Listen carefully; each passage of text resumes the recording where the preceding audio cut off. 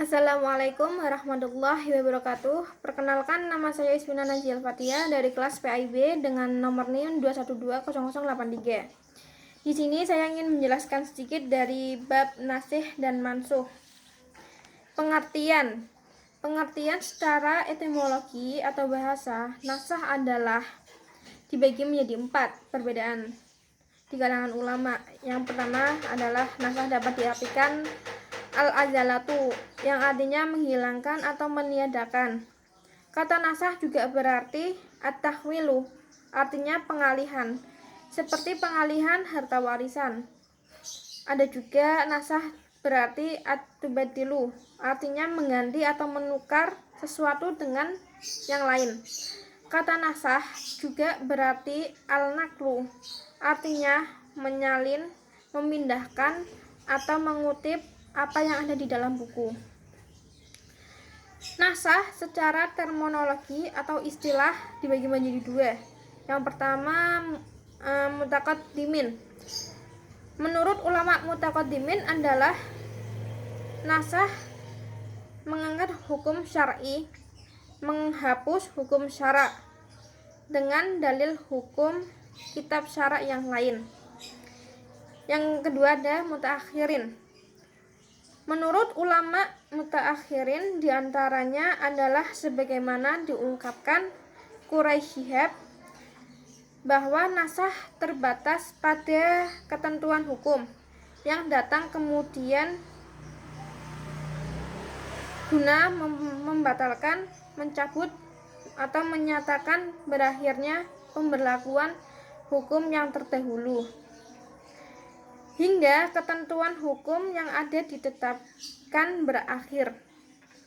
Mansuh adalah hukum yang diangkat atau dihapuskan, maka ayat mawaris atau hukum yang terkandung di dalamnya.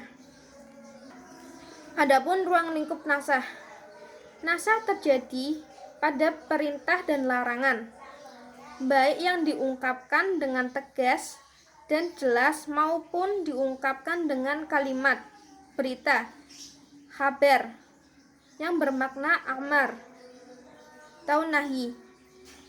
Jika hal tersebut tidak berhubungan dengan akidah yang berfokus kepada zat Allah, sifat-sifat Allah, kitab-kitab Allah, para rasul Allah, dan hari kemudian.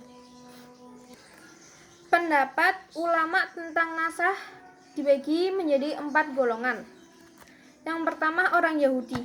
Mereka tidak mau mengakui adanya nasah karena menurut nas mengandung konsep al-bada'. Yang kedua, orang Syiah Rafidah. Mereka sangat berlebihan dalam menetapkan nasah dan meluaskannya. Posisi mereka sangat kontra dengan orang Yahudi. Mereka mengajukan argumentasi dengan ucapan-ucapan yang mereka nisbahkan kepada Ali. Yang ketiga, Abu Muslim. Menurutnya secara logika boleh saja nasah dapat terjadi, tetap tidak mungkin terjadi menurut syara'. Dikatakan pula bahwa ia menolak sepenuhnya terjadi nasah. Yang keempat, jumhur ulama. Mereka berpendapat nasah adalah suatu hal yang dapat diterima telah terjadi dalam hukum-hukum syara' berdasarkan alasan. Yang pertama, perbuatan-perbuatan Allah tidak bergantung pada alasan dan tujuan. Yang kedua, nas-nas kitab dan sunnah menunjukkan kebolehan nasah. Adapun syarat-syarat nasah. Yang pertama, hukum yang dinasah mansuh berupa hukum syar'i. Yang kedua, hukum dalil yang berfungsi sebagai nasih harus berasal dari nas syar'i. Yang ketiga, terdapat 2 ayat yang saling bertolak belakang. Yang keempat, harus diketahui secara meyakinkan perurutan turunnya ayat-ayat. Ada pembagian nasah. Yang pertama, nasah Al-Quran dengan Al-Quran. Yang kedua, nasah Al-Quran dengan As-Sunnah. Nasah ini ada dua macam. Yang pertama ada nasah Al-Quran dengan hadis ahad dan nasah Al-Quran dengan hadis mutawatir. Yang ketiga, ada nasah Al-Quran dengan hadis mutawatir. Yang ketiga itu ada nasah As-Sunnah dengan Al-Quran. Yang keempat, nasah As-Sunnah dengan As-Sunnah.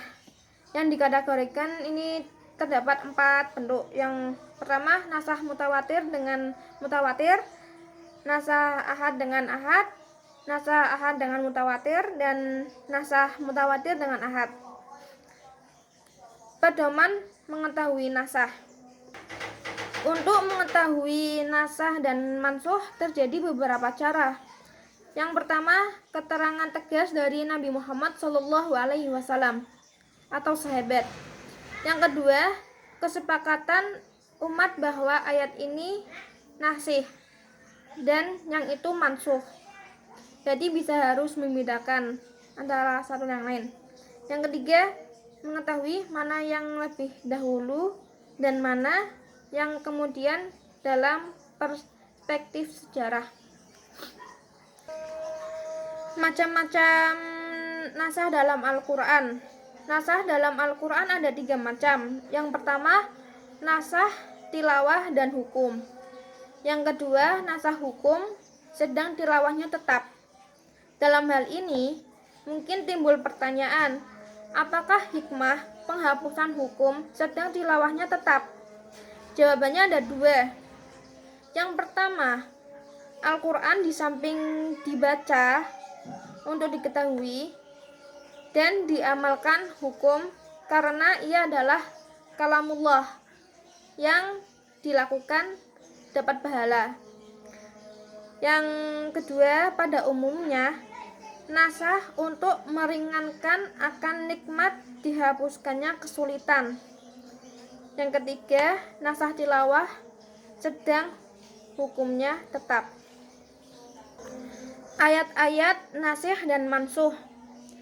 As-Sayuti menyebutkan dalam kitabnya Al-Itqan sebanyak 21 ayat yang dipandang sebagai ayat-ayat mansuh.